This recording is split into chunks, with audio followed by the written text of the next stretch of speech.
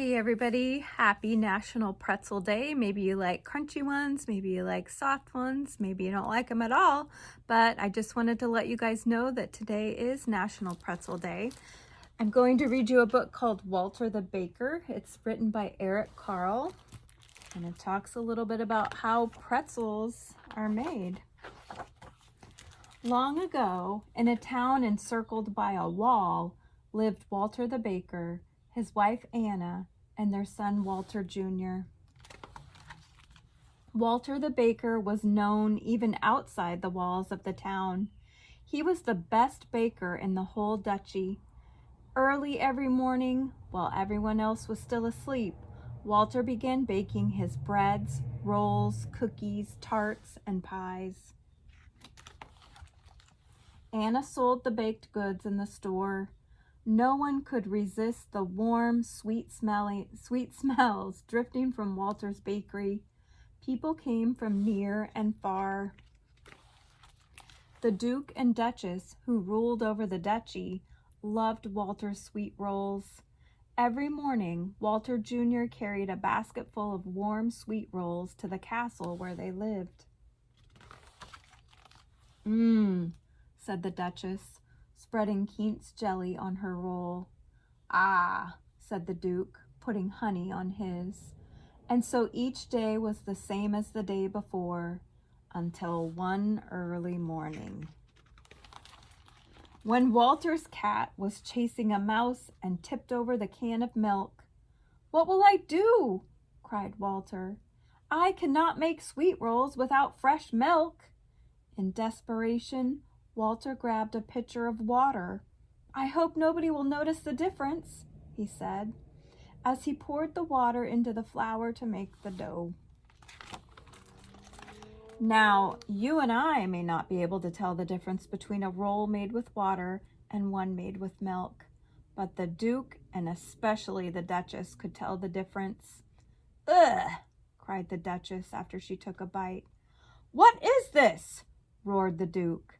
"Where is Walter the Baker? Bring him here at once."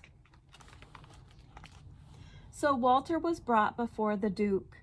"What do you call this?" roared the Duke. "This is not a roll. This is a stone." And with that, he threw it at Walter's feet. "I used water instead of milk," Walter admitted, hanging his head in shame. "Pack your things and leave this town and my duchy forever," shouted the Duke. "I never want to see you again." "My Duke," pleaded Walter, "this is my home. Where will I go? Please give me one more chance, please." "I must banish you," said the Duke. But then he remembered Walter's good rolls and how much he and the Duchess would miss them. "Well, Walter," the Duke started to say. Then he thought and thought some more. "You may stay if you can invent a roll through which the rising sun can shine 3 times. And to make it more difficult, he added, it must be made from one piece of dough, and most of all, it must taste good. Now go home and bring me such a roll tomorrow morning."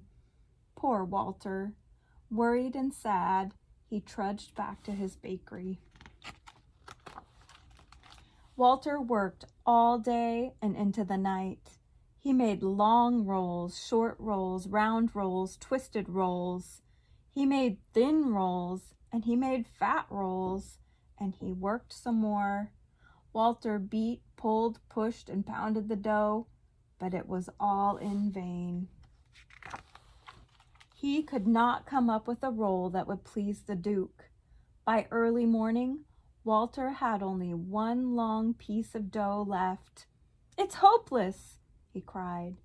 In a sudden fit of anger, he grabbed the last piece of dough and flung it against the ceiling. "Stick there!"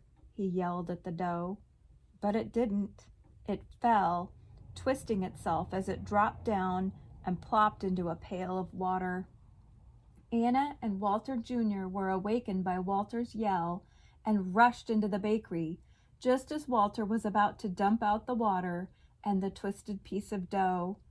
"Father, stop!" shouted Walter Jr. "Look!" And Anna quickly popped the dough into the hot oven. Soon it was brown and crisp. She took out the roll and handed it to Walter. It hadn't risen very high, but it had 3 holes. Walter held up the twisted roll and smiled. He saw that the morning sun was shining through it 3 times. 1, 2, 3. Walter put the roll into a basket and rushed to the castle to deliver his invention to the Duke and Duchess. And they too saw the morning sun shine through it 3 times. Then the Duke and Duchess each took a small bite. Walter was afraid to look because he had no idea how it would taste. "Well done," said the Duke.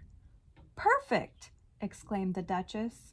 Both were glad that Walter would not have to be sent away, and Walter was happy that he could stay. "Now pray tell us, Walter, what do you call this?" asked the Duke.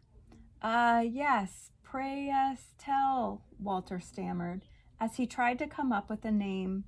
"What was that? Pretzel?" said the Duke. "Pretzel it shall be. From now on," he declared, "it shall be sweet rolls in the morning and pretzels in the afternoon," said the Duchess. Walter returned to his bakery and spent all day and night making pretzels. The next morning there were baskets of pretzels outside the store for the whole town to taste, and a special basket of pretzels for the Duke and Duchess. And a cheer went up for Walter the pretzel maker. There's a little note at the end.